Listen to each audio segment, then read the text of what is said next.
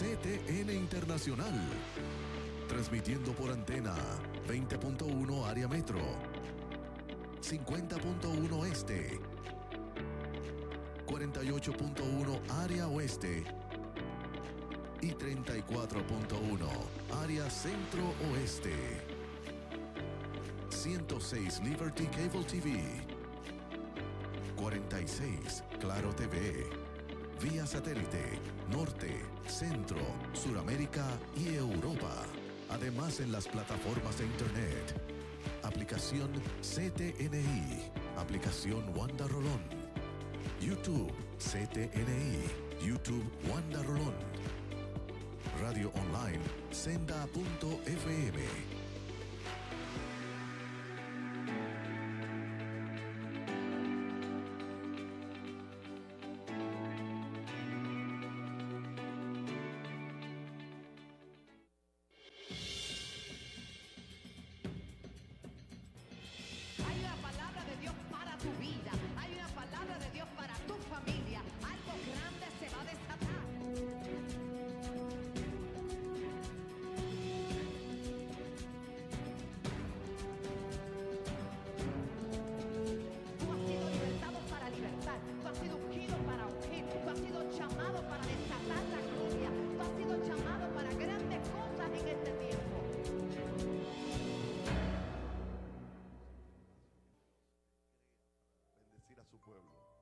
Pueblo perece por falta de conocimiento, y hoy es todo lo contrario. Hoy somos bendecidos porque va a haber conocimiento. Así que le damos una cordial bienvenida a todos los que se conectan a través de Facebook, Apóstol Wanda Rolón en Facebook Live.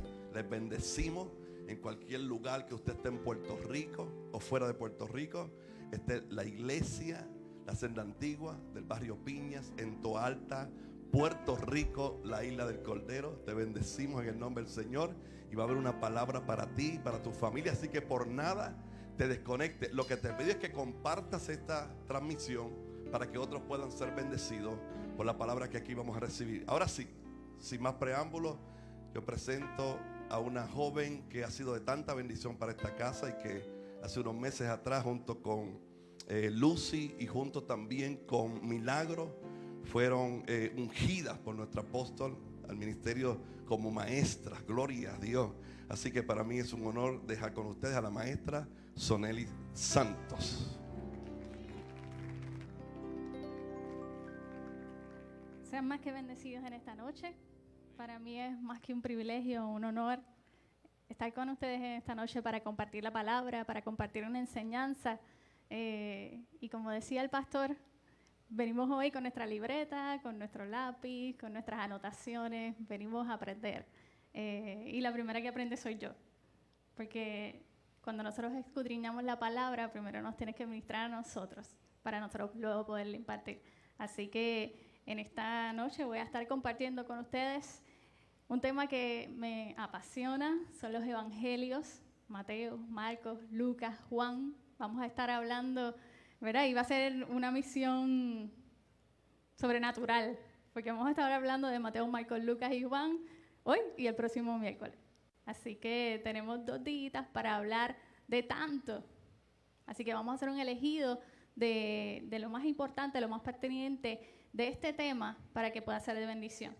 Lo más importante de la palabra de Dios no es que la tengamos, ¿verdad?, debajo de nuestro brazo o bien bonita allí en la biblioteca de nuestra casa o en el dash del carro. Es que la tengamos atesorada en nuestro corazón, y que no solamente la tengamos atesorada en nuestro corazón, sino que la pongamos por práctica. Así que para eso es la enseñanza. Así que mi primera pregunta va a ser: ¿quién es Jesús?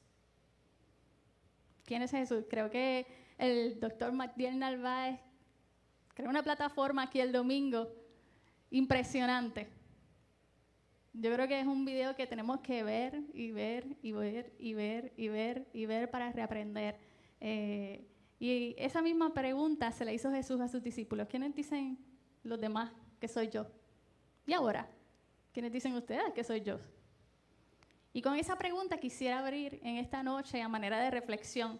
Y ahí en sus libretitas, contéstese esa pregunta: ¿quién es Jesús para mí? ¿Quién es Jesús en mi vida? ¿Qué representa? ¿Cuán real es? ¿Qué ha hecho? ¿Qué ha dejado de hacer? ¿Qué ha quitado? ¿Qué ha puesto? ¿Quién es Jesús? Porque si nosotros vamos a hablar de los evangelios, estamos literalmente viendo la película de la vida de Jesús. En los evangelios es que nosotros vemos plasmada la obra de Jesús aquí en la tierra. Pero eso no solamente se quedó en la historia, eso tiene que tener un fundamento, tiene que tener una continuidad en nuestra vida hoy día. Así que para nosotros comenzar a hablar de Jesús, ¿quién es Jesús? ¿Qué hizo? Y los evangelios, ¿verdad? Es la primera información que nosotros tenemos acerca de la vida, obra y ministerio de Jesús aquí en la tierra. Es la revelación de esa intervención directa que tuvo Dios Padre a través de su Hijo Jesucristo aquí en la tierra, una obra redentora para traer salvación a nuestra vida. Tenemos hoy día, ¿verdad?, lo que son 4 evangelios: Mateo, Marcos, Lucas y Juan, y cada uno de ellos presenta una perspectiva o una característica o una visión diferente de Jesús, que cuando las unimos todas vemos el panorama completo. Así que en sus notas me gustaría que de primera mano anoten esos 4 nombres. Mateos. ¿Qué vamos a estar aprendiendo en Mateos? Vamos a estar viendo cómo se nos revela a Jesús como el Mesías, como el Rey, como Cristo el Rey. Y se lo estoy adelantando porque de seguro sé que 2 miércoles no me van a dar para trabajar completo lo que habla esta obra. Así que lo que quiero es como que, ustedes saben cuando uno va como un buffet que coge como un poquito de aquí y un poquito de allá y un poquito del otro porque se ve bien bonito, y entonces tú vas picando y sabes si realmente quieres regresar a ese plato y coger un poquito más. Pues que hoy sea como esa picadera. Yo le voy a dar la picadera para que usted tenga el gustito, y en su casa usted va a empezar a escudriñar más, a releer los textos, a tener un encuentro, ¿verdad?, con ese texto, para que pueda ver a Jesús revelado de cada una de las maneras que lo vamos a estar trabajando en esta noche aquí. ¿Okay? Tenemos a Mateo, que nos presenta la figura de Jesús como Cristo el Rey, como el Mesías. Tenemos a Marcos. ¿Cómo nos va a presentar Marcos? Marcos nos va a presentar a un Jesús, a Cristo como siervo. Todo lo que vamos a estar leyendo en el libro de Marcos nos va a revelar la acción, la obra de Jesús. Cómo Él vino a servir y no a ser servido. Cómo Él vino a hacer, cómo Él vino a obrar, cómo Él vino a restaurar, cómo Él vino a sanar. ¿Qué hizo Jesús? Cuando vayamos a Lucas, vamos a estar hablando como Jesús, como la imagen del varón perfecto, como el Hijo del Hombre. Y va a ser bien interesante lo que trabajemos en Lucas, porque Lucas es el único escritor que no era judío. Y eso nos da una perspectiva diferente de quién era Jesús, acercándose al menesteroso, al que habían rechazado, al que no aceptaban, al que quizás no era de la religión, que ahí estamos tú y yo. Así que Lucas es un pasaje y un capítulo, un libro muy interesante. Y entonces vamos a tener a Juan, que nos va a presentar a Jesucristo como el Hijo de Dios. Si yo pudiera utilizar unos símbolos de cómo podemos utilizar, ¿verdad?, algún elemento para representar cada uno de estos libros, me viene a la cabeza Mateo, una corona. Marcos, una toalla, ¿verdad?, porque fue la misma que utilizó para limpiar los pies de sus discípulos. Si vamos entonces a Lucas, me viene un espejo. ¿Cómo yo me puedo reflejar en Jesús? ¿Cómo yo puedo ser imitador de Jesús en mi vida, en mi humanidad? Y un huevo, para representar quizás o simbolizar a Juan, porque representa la Trinidad, la cáscara, la yema y lo de adentro, la clara y la yema. Dios trino. Así que si eso le ayuda en su estudio para entender cada uno de los evangelios, utilícenlo así. Muy bien. Tenemos entonces que los evangelios, ¿verdad?, no solamente vamos a ver en ellos la vida de Jesús, y hay algo que tenemos que aclarar, no vamos a ver la vida cronológica de Jesús, porque la misma palabra nos dice que si se hubiese escrito todas las cosas que hizo Jesús, no hubiera biblioteca que aguantara la cantidad de libros para relatar y documentar toda la obra de Jesús. Así que vamos a ver un escogido de enseñanzas, un escogido de parábolas, un escogido de milagros, un escogido de obra que hizo Jesucristo. Si no, hubiésemos estado viendo o leyendo una biografía de 33 años. ¿Ok? Así que es bien importante que lo tengamos claro. Los evangelios, ¿verdad?, van a hablarnos de su majestad, de su ministerio, de su humanidad, de su deidad. Y es bien importante entender el contexto histórico donde salen los libros del evangelio. Porque muchas veces nosotros leemos la Biblia, y no está mal, de manera devocional. Escogemos un salmo, nos habla, nos ministra, nos enseña y nos gozamos. Y eso es bueno, gloria a Dios, aleluya. Pero la Biblia también se da en un contexto histórico, real, en un contexto donde yo tengo que ver, estudiar qué pasó, quiénes eran esas personas, cuáles eran esos lugares, dónde estuvo Jesús, con quién se relacionó, quién era la gente que gobernaba, cuáles eran las enseñanzas y qué implicación tenía, por qué decía las cosas que decía, por qué las hacía de la manera que decía, para que nosotros podamos tener una perspectiva completa de lo que habla el Evangelio. Muchas veces se nos olvida que nosotros vivimos en el Occidente con una cultura bien diferente a lo que es el Oriente. Y para nosotros poder entender cómo Jesús vivió, cómo Jesús enseñó, qué Jesús hizo, nosotros necesitamos estudiar un poquito de lo que son las costumbres de los judíos, de los tiempos de Palestina, del Oriente, para entonces poder entender y ver con mucha más claridad cómo vivió Jesús. ¿Okay?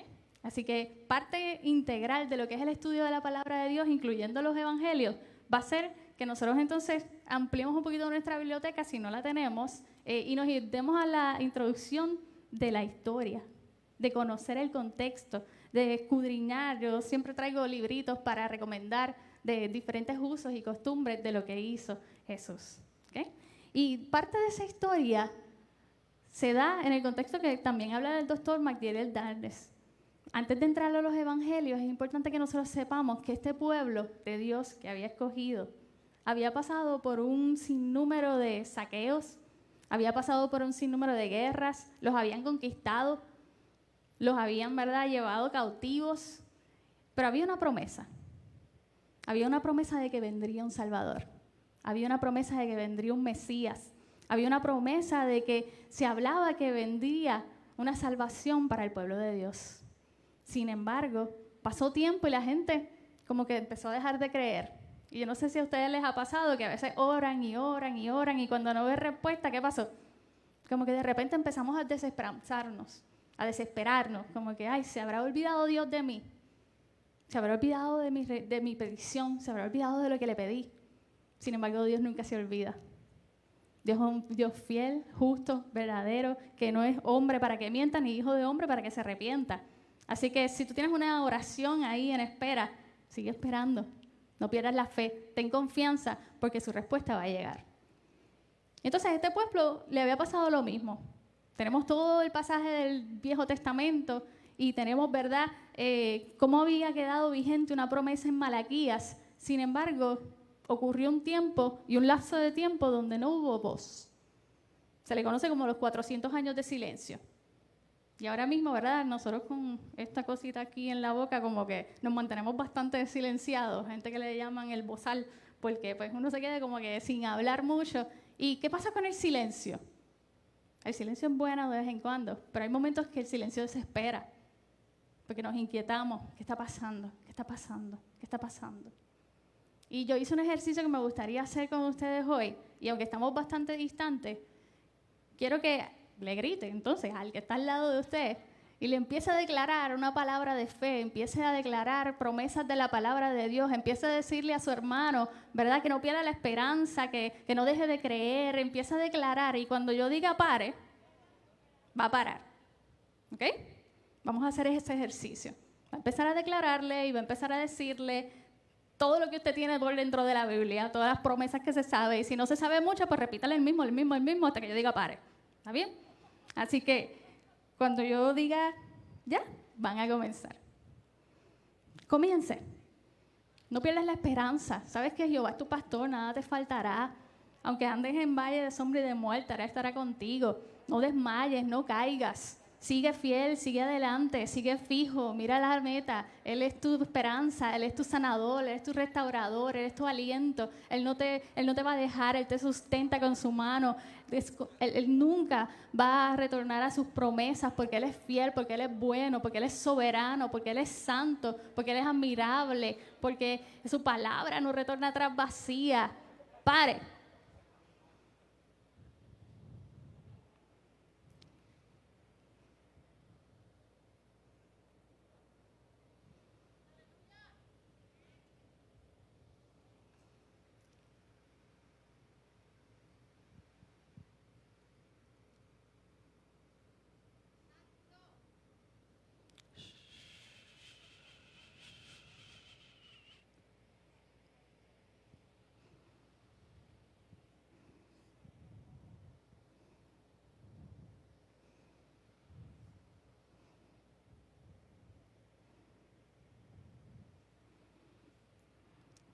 Dígame si no hay una diferencia. Acabamos de hacer 30 segundos de silencio. 30. Y dígame si no hay una diferencia entre cuando usted estaba escuchando atento a la voz de Dios, a las promesas de Dios, a que le alentaran, a que le recordaran, a que cuando usted estaba en necesidad, usted se agarró de esa palabra y usted recibió esa fortaleza y recibió ese aliento y usted se sintió ahí como que yo puedo, no importa lo que me venga encima, yo puedo porque la palabra de Dios me sustenta, versus cuando hubo silencio. Y a eso es lo que me refiero cuando llega el silencio que desespera. Y este pueblo, antes de entrar en todo esto del Evangelio, antes de que llegara Jesús, había pasado por un sinnúmero de situaciones donde vieron primero la mano de Dios obrar, donde escucharon de sus promesas, pero después empezaron a contaminarse con otros pueblos, con otras leyes, con otras prácticas, y esa voz empezó a disiparse.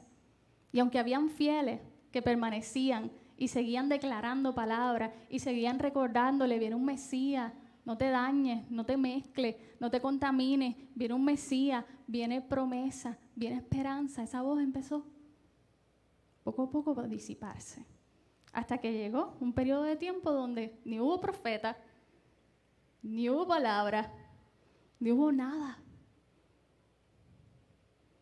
Pero seguía vigente la palabra de Dios, porque nunca retorna atrás vacía. Y ese es el escenario en donde nace Jesús. En un pueblo, en una región, en un lugar, en un tiempo donde quizás había perdido la esperanza las personas, donde se estaban contaminando, donde habían empezado otras prácticas, donde quizás muchos se habían olvidado de que venía un Salvador. Y entonces el Evangelio no comienza con Mateo, comienza directamente con Marcos, pero específicamente comienza con el nacimiento de Juan el Bautista. Y muchas veces nos preguntamos, ¿pero por qué tenía que nacer Juan el Bautista primero? ¿Por qué no podía nacer Jesús directamente? Porque el terreno estaba árido, porque la desesperanza era mucha, porque la falta de fe era evidente. Y tenía que venir alguien, como dice la palabra en Malaquías 4. Malaquías 4 o 5 específicamente. He aquí, yo os envío un profeta, el profeta Elías, antes de que venga el día de Jehová, grande y terrible. Y él hará volver el corazón de los padres hacia los hijos, y el corazón de los hijos hacia los padres, no sea que yo venga y hiera la tierra con maldición. Pero también, ¿saben qué? Nacerá el sol de justicia, y en sus alas traerá salvación, y saldréis y saltaréis como becerros de la manada. Y cuando